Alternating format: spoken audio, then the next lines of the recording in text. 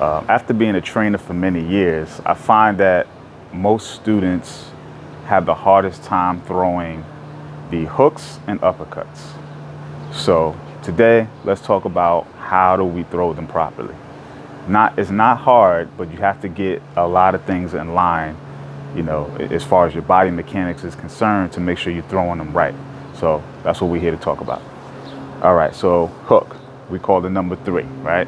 In my book, there's 4 punches: jab, cross, hook, uppercut. In that order, 1, 2, 3, 4. Everything else to me is a B or C or a combination. So if you follow my method of boxing philosophy, there's only 4 punches, and then there's variations of those punches, right? And then combinations. So the hook, number 3. So number 3, the hook, the best way to throw the hook, to me, in my opinion, is to throw it with your thumb up, right? So throwing the hook and it ends like that, thumb up, right? The safest way for you not to get injured, because bottom line is we don't want to get hurt, right? So throwing a hook with your thumb up, that's the best way to throw it. Now notice another thing that I'm doing is I'm making sure my elbow and my wrist are lined up, right? Now I know I'm throwing a proper hook, I'm throwing it safely, and I'm throwing it with the most efficiency. Without trying, I can throw a harder hook because I'm throwing it with everything lined up. My entire body is lined up. Now, what you can't see, I'm gonna back up, is that my front half of my body, you got to think of it like a cylinder in an oil rig. It has to turn, right? The whole thing has to turn. As tall as it is, the whole thing has to turn, right? So when I'm throwing my hook, I have to get my hip and my leg slightly, get my foot slightly off the ground, and I'm throwing my hook to make sure that I'm rotating my front half of my body. So my back half is rooted, to a certain degree, right? Not too rooted. You should never be too rooted in anything, but because you want to be flexible, you want to move, and you want to have transference of power. So you need your front leg to be a little bit, off the floor a little bit, right? You're sitting down on your punches on your back foot, and your front foot needs to be off the floor a little bit as you turn and throw your hook. So you need that front half working as a unit to land with the most power. Another option, some will throw the hook with the knuckle pointed inward, right? I'm sorry, not knuckle, the thumb pointed inward.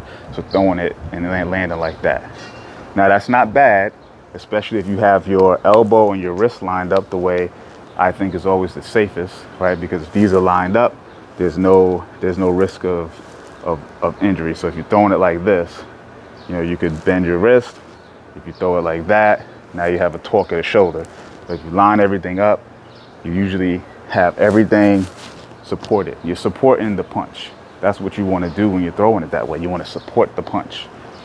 So the reason I don't necessarily like the thumb pointed in, because there's still an option to have that wrist turn.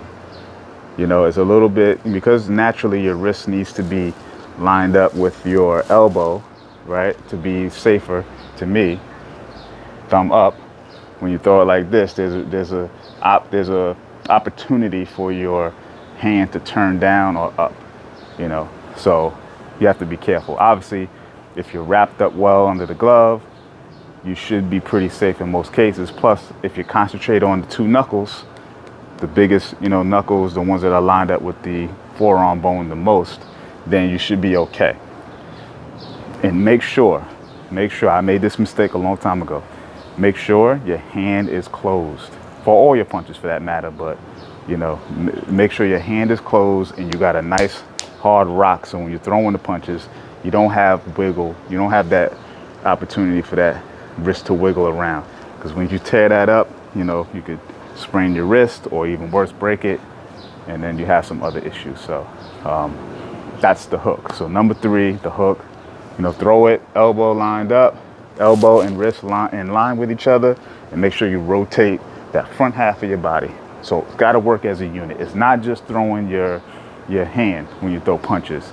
Your body has to do the heavy lifting of the transference of power from your base all the way up, right? That's how you're going to get the most power, the most efficiency, and you're not going to wear out your shoulders as much because you're not arm punching. That's the worst thing you could do, is just throw arm punches. You need your body doing a lot of the work. Your body's strong, your legs are strong, you know, your core, right? All that has to be involved. All right, so get that going. And also, don't throw it too short, and don't throw it too wide. The worst thing you could do with hooks is throw them too far out, right? Although, you know, it can be called what we call a check hook, but that's more an advanced lesson, right? And a tricky one, something you can't use regularly. But your common, most used hook is going to be somewhere in that mid-range where guys kind of past your jab, past your straight punches, right? Because that's the point of having the 4 punches. Your straight punches keeps them out long, and your hooks and uppercuts are for your inside work. So once they get past your long, your reach, and they're inside, you start working hooks. So it's got to be right at that sweet spot where you can, you know, get shots off. So you don't want to be out here too much. Again, that's a check hook, advanced lesson stuff, and also seldom used. And then you don't want to be too short where you're smothering yourself.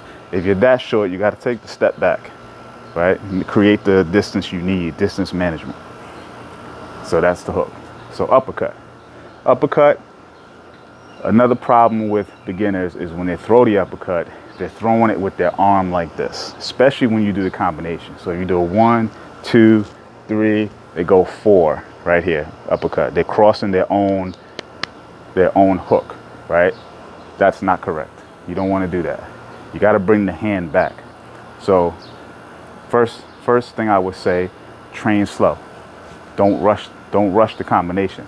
So it should be 1, 2, 3, 4. Now see how I'm bringing my elbow back, my hands back up. I should be shooting the uppercut here, because if I'm fighting somebody else who knows what they're doing, the counter to my uppercut would be a hook, because if I do drop my hand, my head is open. So you got to keep that in mind, right? If I throw my uppercut and my hand is down, they could throw a hook, right? My head's open, especially on this side where I'm throwing the uppercut. But also, if I don't keep the hand up on the other side, then I have 2 options to get hit. So you got to be careful. So try to pull that elbow in. So as soon as you throw that hook and you're ready to throw the uppercut, you got to completely redirect your energy and pull it back in. Boom, right? So redirect. So you throw the energy, you off your feet, you got the cylinder throw, and you got to pull it back, right? You got to pull it right back. So don't get in the habit of doing this. That's not right. You got to pull it back, touch your head. So that's another thing, is if you get in the habit of touching your own head between punches, you know you've gotten your hands back up, right? So 1, 2, 3, 4, all right? Touch your head. Just touch it, tap it. Just tap your head. You know you got your hands back up. All right, so practice that, train slow, and you'll get it right.